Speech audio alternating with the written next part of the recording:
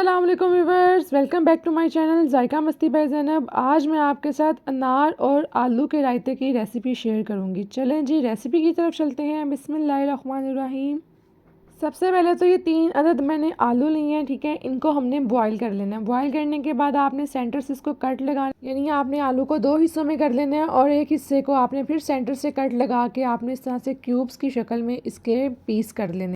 ये रायता बहुत ही मज़े का बनता है। अगर आप किसी रेस्टोरेंट में जाते हैं तो वहाँ पे ये रायता आपको बहुत ही एक्सपेंसिव मिलेगा। घर में ये रायता बहुत सारा तैयार हो सकता है और बहुत कम बजट में तैयार होगा। अनार का सीज़न है तो मैंने सोचा क्यों ना आपके साथ इसकी रेसिपी शेयर की जाए। इसके बाद मैंने ऑयल लिया, इसको अच्छी तरह से हमने गर्म कर लिया। गर्म करने के बाद आपने ये जो आलू कटिंग किए हैं इसमें ऐड कर देना है और आलूओं को आपने क्रिस्पी ब्राउन कर लेना है। रायते में आपने क्रिस्पी आलू ऐड करने हैं। ये ऐड करने से आपके रायते का जो फ्लेवर है ना वो बहुत ही मज़े का आएगा। अनार के आपने बहुत सारे जूस बनाने के तरीके देखे होंगे, लेकिन अनार के रायते का बहुत कम लोगों को पता है, तो मैंने सोचा चलें आपके साथ इसकी रेसिपी शेयर करती हैं।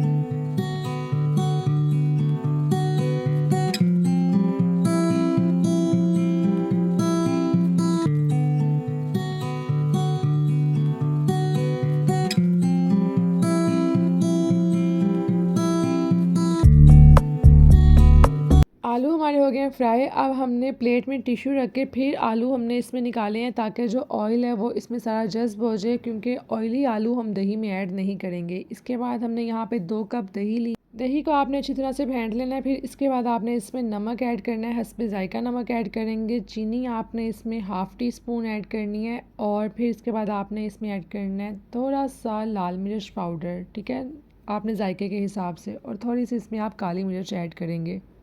इसके बाद इसमें half tea spoon chaat masala add करेंगे और लास्ट में हम इसमें रोस्टेड ज़ीरा ऐड करेंगे। ये भी तकरीबन हमने हाफ़ टी स्पून इसमें ऐड करना है।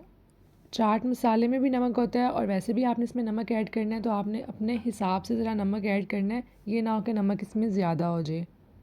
और फिर आपने इन सारी चीज़ों को अच्छी तरह से मिक्स कर लेना है। अच्छा, दही बहुत थिक नहीं होना चाहिए क्योंकि रायते में जो दही है ना वो थोड़ा पतला ही अच्छा लगता है। इसके बाद इसमें आपने आलू ऐड कर देने हैं। जो आलू ऐड करने के बाद अब हम इसमें ऐड करेंगे अनार, और यहाँ पे थोड़ा सा अनार मैंने बचा लिया क्योंकि जब मैंने डिश आउट करना है तो प्रेजेंटेशन करने के लिए थोड़ा सा अनार मुझे चाहिए था, इसीलिए।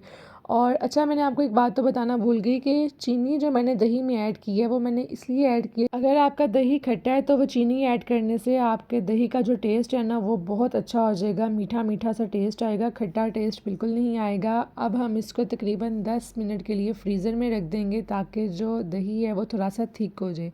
अभी यहाँ पे पतला लग रहा है आपको दही, लेकिन ये दही बिल्कुल भी पतला नहीं है। फ्रीज़र में रखने से ये गाढ़ा हो जाएगा।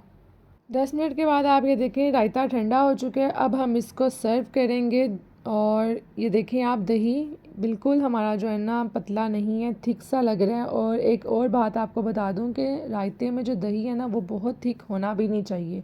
रायते में दही थोड़ा सा पतला ही अच्छा लगता है, बहुत पतला भी नहीं, बहुत गाढ़ा भी नहीं। इस स्टेज पे आप इसके ऊपर हरा धनिया भी ऐड कर सकते हैं, वो मेरे पास नहीं अवेलेबल था तो मैंने ऐड नहीं किया है। और अब हम इसके ऊपर ऐड करेंगे रोस्टेड ज़ीरा और अनार ऐड करेंगे। ये बहुत ही मज़े का रायता बनता है, आप लाजमी ट्राई करें और मुझे कमेंट्स में आपने लाजमी बताना है।